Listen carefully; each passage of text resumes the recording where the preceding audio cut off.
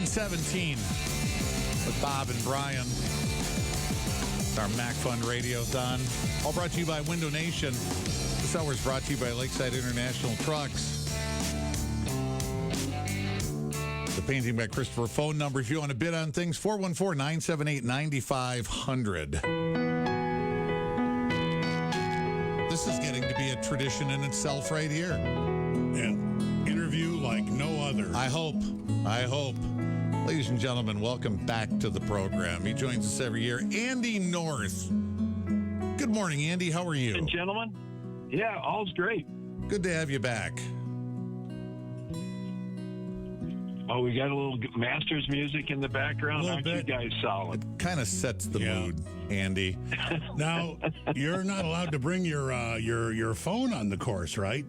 You're not at the course. I'm not at the course. No, we are actually in the car headed to Minneapolis for the day, and we go down to Augusta on Sunday. Okay, but you are allowed to bring a camera. A real camera. Practice rounds only. Okay. Oh, okay. It's important. All right. Okay. Because if you go down there, you'd want to take pictures of all the stuff. The phones are obviously something that people, to get away from your phone for the entire day, that's a beautiful thing. Yeah. I was going to say, let's face it, Andy, these phones, they're a scourge. Let's just call it what it is, right? So right, Bob. Yeah, Even make commercials about other things. Yes. Where the phone is the bad guy. Yes. And insurance and stuff. When you go to the Masters, come and enjoy the game. Don't watch it through your phone, taking pictures or calling people and saying, I'm at the Masters. Just enjoy the Masters. Exactly. Andy, how long have you been involved with the MACC Fund? I mean, we've talked to you for several years, but you've been doing this for a long time. You know, it goes back probably close to 50 years. I mean, back toward the beginning. I think one of the first one of these we did, Uke and I did a Johnny Carson, Ed McMahon skit actually at the studio, and it was on TV, which was a riot, an absolute riot. I mean, that had to have been in the late 70s, early 80s, maybe. Wow. Yeah. So Johnny Carson, Bob Uecker, Ed McMahon, and Andy North did a bit together. Too bad you didn't get in the car and drive somewhere. That would have been a real. No, it was pretty. You know, as we all know and miss Uke so much, he was one of a kind, and it was absolutely hilarious. It was much-watched TV. I'm guessing that doesn't exist anywhere, which is probably good. Man. Oh, I think it's somewhere. I bet we could find it. I bet we could challenge the listeners right now to find it, and they'll find it the next 20 minutes on YouTube. Yeah. Yeah. But yeah, you have been on board with the MACC Fund for years and years and years.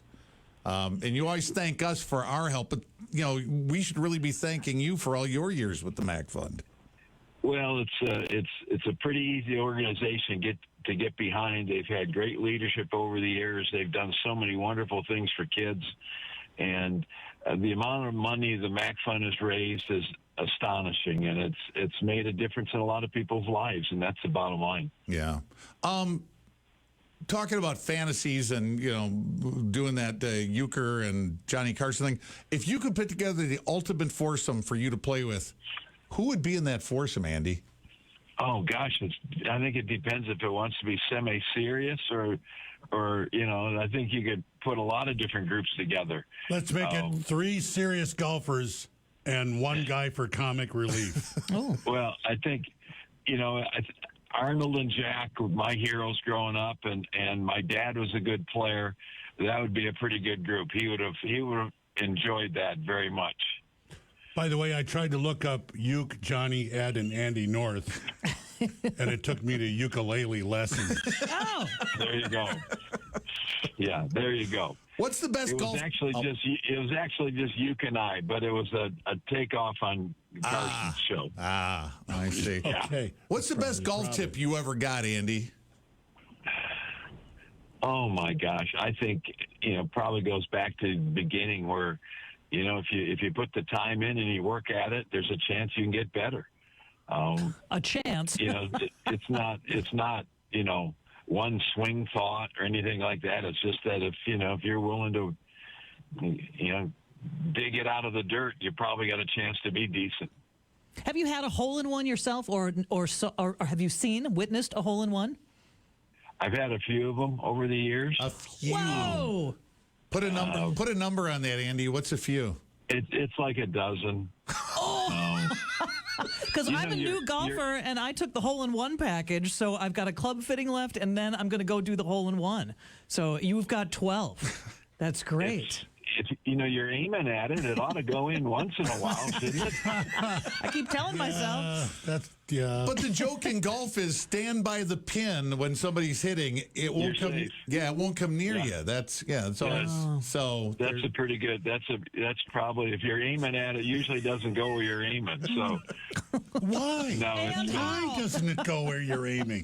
Why? Is this a fair statement, Andy? I said this over the weekend when we were at a little get together. I said, there's like 18 good golfers in the world. Right. All the rest of us suck.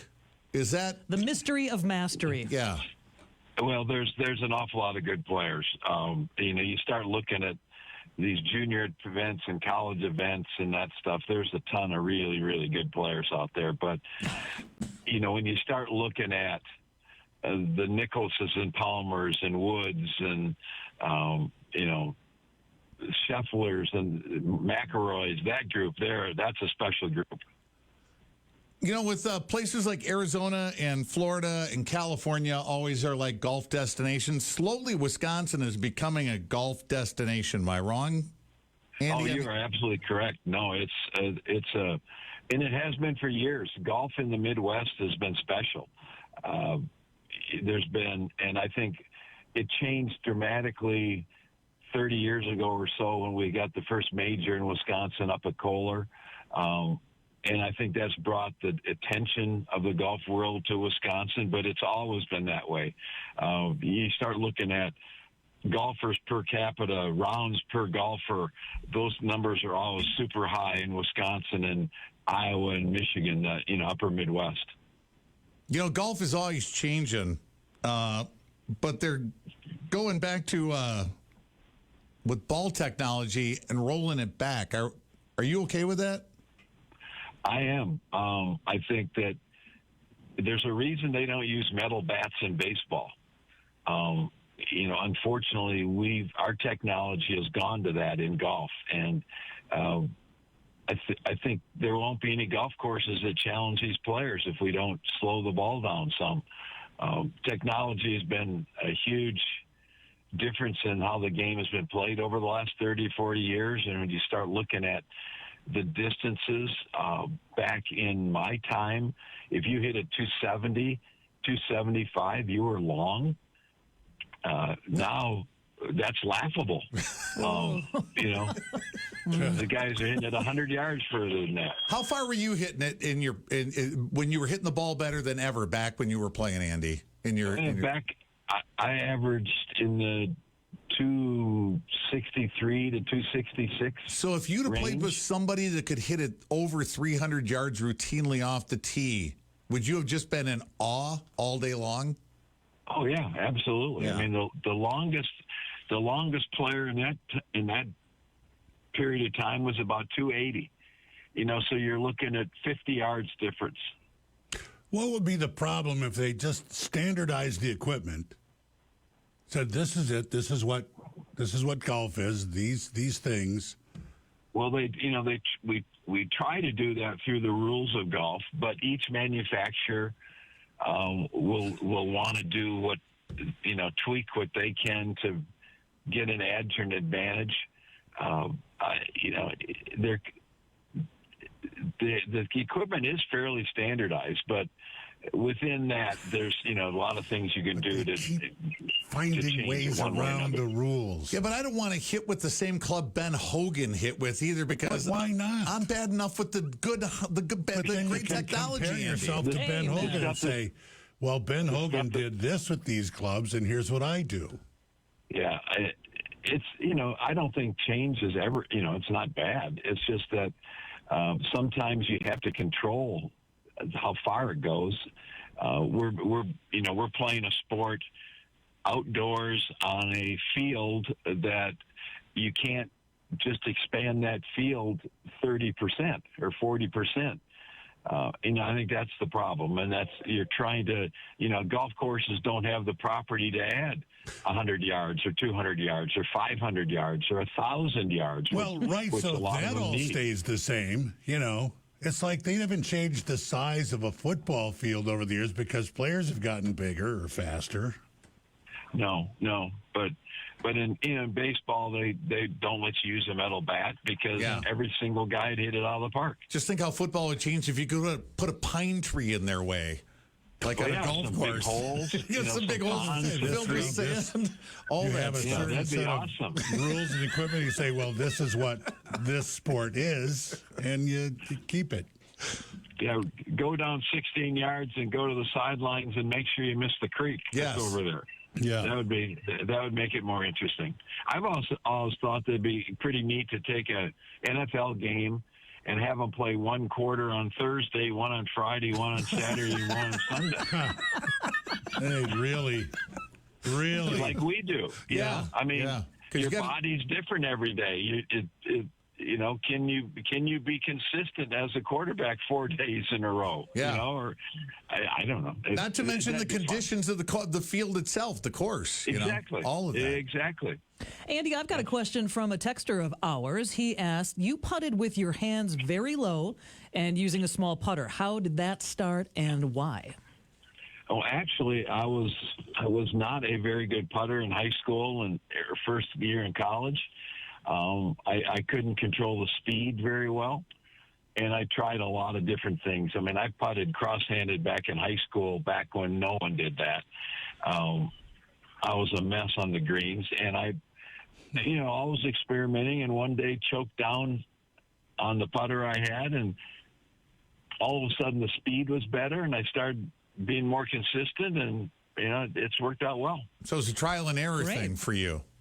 Absolutely. Isn't it all? That game will screw you up in the head. It's nearly ending me. What's your favorite Wisconsin golf course, Andy? That's probably not fair. Okay. But there's, we're lucky we've got an awful lot of good ones. The talk usually is about the Kohlers and Erin Hills and the Centuries and the big name places, but we've got a ton of wonderful golf courses. You drive through little towns in Wisconsin, and there's almost every town there's some great little 9-hole course that somebody built 100 years ago that's that are wonderful to play, and golf is fairly inexpensive in Wisconsin if you take out those 2 or 3 big name places. But we're lucky. It's affordable. The conditions are really good, and we've got a lot of choices. How involved are you with University Ridge? None whatsoever. None. Okay, so no input. Because if you did have a say, I'd say get some of those freaking sand traps out of there. Whoa. They're everywhere, Andy. No, those weren't my decisions. Is that a fair statement that there's a lot of sand at University Ridge? There's enough. I don't think it's overly done. It's not like Whistling Straits where there's 1,400 bunkers or something. Come on, I'll go for lunch. 1,400. Yeah. Spend a day in the sand. What's forget about just the hitting the ball, staying out of trouble, all that. 90% of the game, it may be more mental, right? When it comes to golf. It is. I mean, I think, like so many sports, the physical aspect is really important, but how you are able to deal with the mental side of it. And with our sport being played over 4 days, the mental part ends up being, really, really important.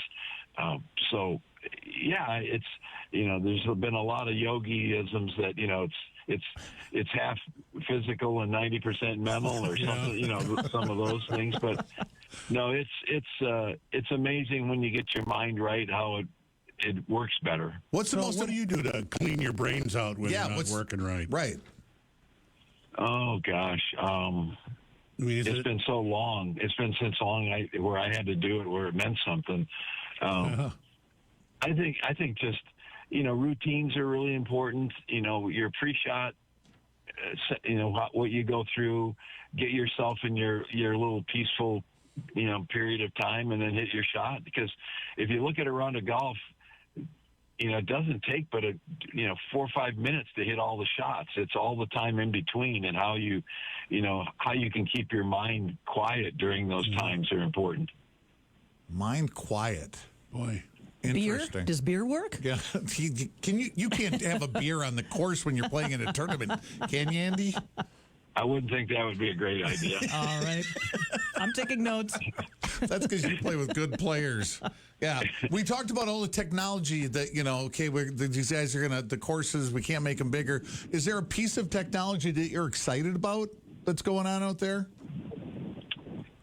No, I think it's been interesting in the years I've played to see the different things that have been tried. I have gotten over the years hundreds of clubs that people in their basement are putting together because they've got an idea how how you can make the game better, make it easier, whatever. And 99% of those probably don't work, or they aren't legal, or whatever. So it's just been interesting to watch the evolution of the game over the years I've played it. Could you fix Charles Barkley's swing if you worked with him long enough? Actually, Charles has gotten better. He was a pretty good player at one point in time, and got some lessons and misunderstood what the guy was trying to get him to do, and changed what he did. I mean, I'm guessing he was probably about a 10 handicap at one point in time. All right, before he got really messed up. Yeah, he wasn't a bad player at all. So he was good, and then he got all this. So you're saying that somebody could be a fairly decent golfer. This could happen to anybody, and all of a sudden you're... Oh, absolutely. What? It happens to everybody. Absolutely. Oh, that doesn't make so ugly. Anybody want to go out and practice very hard. It's actually terrifying, Andy, that you say that could happen, because I believe you. Because it's what you do. Yeah. Well, what's your favorite golf moment? Oh gosh. I know. Tough questions, right? No, there's, you start looking at things that you've accomplished, and, people, probably winning the U.S. Open was the biggest thing. Well, at the time that was, but if you go back and look at the process to get there, your first junior win, your first, high school win, your first amateur win, those are all really big moments. I won the first flight in the Madison City Junior at 14 years old. I was only had played for a couple of years at that time, and I thought that was the coolest thing ever. Wow. So, it's where you are at the time and what you can accomplish, and, there's been a lot of great times. Wow, what is it like to be good at something? Something I've always wanted to know. Same. What's the one thing you love about golf, Andy? I mean, there's a lot that goes out there. No, I think the relationships. It doesn't matter if you're a good player or not. The three buddies you go and play with on a Saturday morning, and maybe it's been the same group you played for 30 years. The stories, the dumb stuff that happens, and sitting around kibitzing after the rounds, and I think those are some of the best times. Like when somebody hits it into the rocks and they got a new set of clubs, and they tell their friends, I'm hitting this out of here, and they encourage you to, take that new club into the rocks. Just pick her clean, that's all. Sure, good idea. Always a good idea. How often do you get new clubs, Andy? I didn't change clubs very often. I played at the same set of irons for 17 years, I think, during my prime. Really? Wow. Yeah. That's not the case anymore. The guys change literally weekly. They change wedges literally weekly. So the grooves are fresh and new. That wasn't the case in the old days. But I mean, you're lucky to have a set you could figure out how to make work, let alone, get a new one every month. right. I mean, there's got to be a downside to that. I mean, okay, you have old equipment, it might get a little worn out, but you've learned how it works, It's right? a game of feel. Yeah. Well, hopefully that's the case. The companies are selling hope. That's what they're selling. And how? Okay. That's all golf is. They're selling you Yep. hope. Really? If I get this putter, It's gonna be I'm fine. going to get better? Yeah. If you bought all the equipment and you'd be shooting 10, because it'll save you 5 shots. This will save you 5 shots. This will save you 5 shots. Well, I got a whole bag full of clubs that are supposed to save me shots. Yeah. It's not helping. Great way of looking at it. All right, Bill, before we go, Andy, how do you want to be remembered? I mean, you've played golf, you've announced golf, you've been an ambassador for golf. You got a lot of stuff going on. Well, I'm not terribly concerned about all that. You just, you live every single day to do what you can do. It's, hopefully you had a positive impact on the game and the people that you dealt with in that game. Who's going to win at the Masters this year? Well, you could probably get the bet of taking Rory and Scotty against the field. I did a thing for ESPN.com the other day. I picked Rory or Colin Morikawa. He's been playing really, really well. He's had some really good finishes at Augusta, and he's a terrific iron player. So I think there's a group of about 20 guys that can win, and go from there. You said you're going down to Augusta when? We'll go down Sunday. We'll start working on Monday. What is that drive like going up to the clubhouse? If you can get in, it's pretty cool. Yeah. That's the problem. It's Even hard for to get you? in there. We can get in, but there's a lot of security and credentials and all that kind of stuff. But yeah, it's a cool. That it's the start of the golf season when you go to Augusta. Particularly for the people in the Midwest and the Northeast, it's kind of the first rite of spring. Did they mail all those credentials to you, or is it, I don't know, emailed? Does it come in an envelope? No, we got to actually go in and sign things, and yeah, they take good care of us. Yeah, some office. Okay. What lot do you park in? Because there's the Champions lot. Don't go there. And then I found this out on Full Swing. Right. There are lots for whatever level or whoever you are, right? There's a lot of different places. They've got a nice. Wouldn't you just go automatically to the north lot? Oh, we should probably have Ring this your there. bell. That's as good as that interview is going I to was going to get. say Lot A. That just ended this one. All right. Well, thanks, Andy. Thanks for talking to us again this year, and thanks for all your help helping us out with the MACC Fund. Well, thank you guys. This is a great thing you guys are doing. Appreciate it. Appreciate your time, Andy. Have fun at the Masters. I'm sure you were already later. You were already going to do that. Andy North joining us for our MACC Fund Radiothon again this year. It's the Bob and Brian Radiothon on 102.9 The Hog.